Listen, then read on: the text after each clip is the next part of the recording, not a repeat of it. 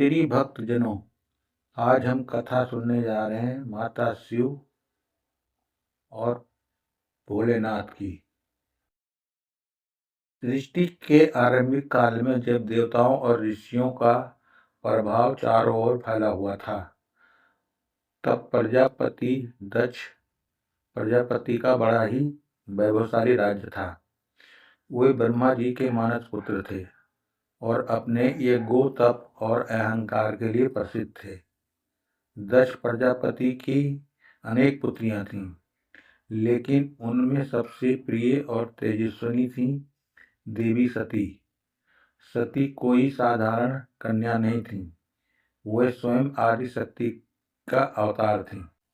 बचपन से ही उनके मन में एक अनोखी भावना थी, एक गहरी, शांत और दिव्य लगाव जो उन्हें भगवान शिव की ओर आकर्षित करता था। सती जब छोटी थी तभी से शिव जी का ध्यान में लीन हो जाया करती थी। वे उनके नाम का जाप करती, उनके स्वरूप की कल्पना करती और अपने मन में ही उन्होंने अपना पथ मान चुकी थी।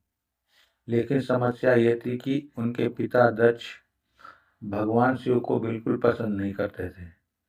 उन्हें शिव का भस्म लिपटा हुआ शरीर, जटाधारी रूप और शमशान में निवास करना अपवित्र लगता था।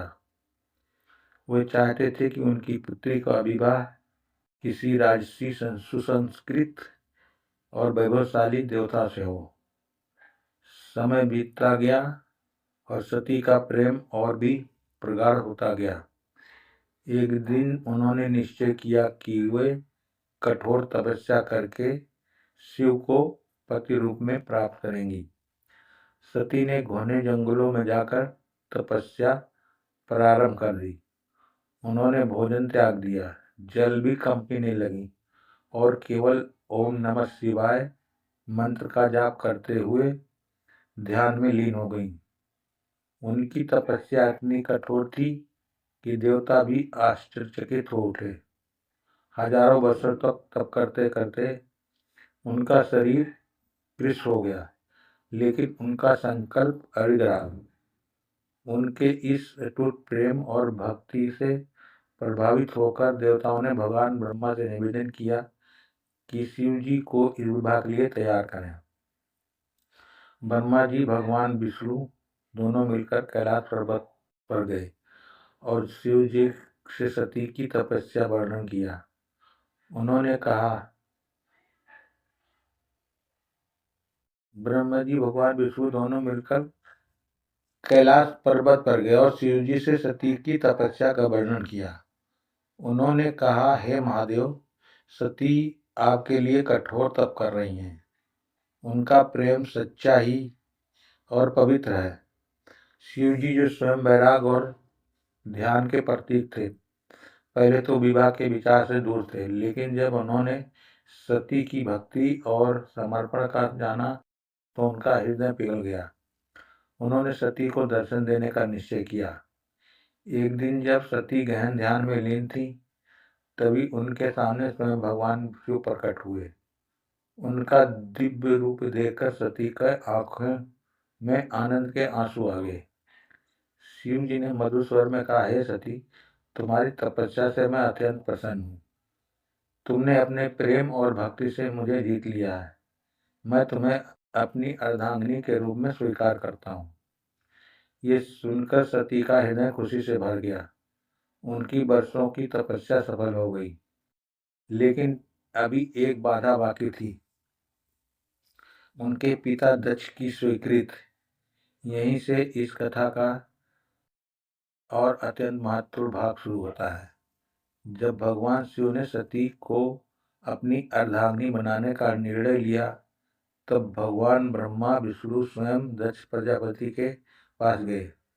उन्होंने दक्ष से कहा, हे दक्ष, आपकी पुत्री सती ने कठोर तपस्या करके शिवजी को प्राप्त किया है। अब समय आ गया कि आप इसे दिव्य विवाह को स्वीकार करें। दक्ष के मन में पहले तो संदेह और अहंकार था, लेकिन ब्रह्मा और विष्णु को समझाने पर वो इस विवाह के लिए तैयार हो गए। फिर आया वो पावन दिन जब भगवान शिव की बारात निकली। लेकिन ये कोई साधारण बारात नहीं थी, इसमें भूत प्रेत गण, योगी नाग और अजीबोगरीब स्वरूप वाले शिवगण शामिल थे। तब बारात दक्ष के सामने पहुंची तो वहां के लोग डर गए। दक्ष को ये सब देखकर बहुत अपमान महसूस हुआ। उन्हें लगा कि उनकी राशि प्रतिष्ठा को ठेस पहुंची है। फिर भी ब्रह्मा और विष्णु की उपस्थिति में विवाह संपन्न हुआ। सती और शिव का मिलन एक दिन दिव्य घटना का बन गया, जो सृष्टि के संतुलन का प्रतीक था। विवाह के बाद सती कैलाश पर्वत पर शिवजी के साथ रहने लगी। वहां उनके जीवन अत्यंत सरल, शांत और आनंदमय था।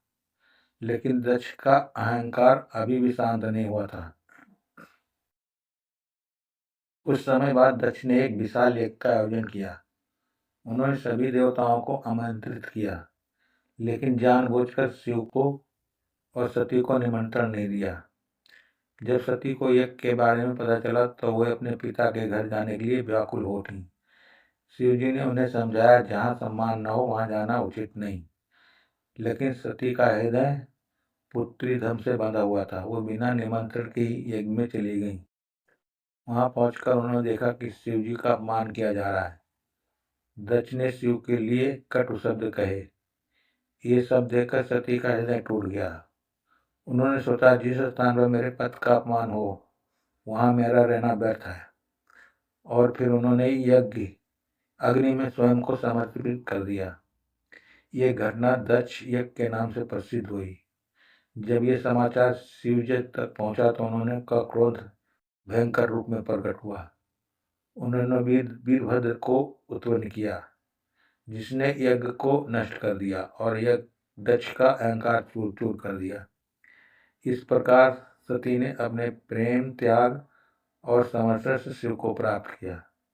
और ये कथा हमें सिखाती है कि सच्चा प्रेम, तपस्या, विश्वास और आत्मबल से प्राप्ति होती है। तो भक्तों, ये थी कथा शिव और सती की। ऐसे ही और कथा सुनने के लिए हमारे चैनल पर बने रहें और हमारे चैनल को लाइक और सब्सक्राइब जरूर करें। जय भोलेनाथ, जय माता सती की।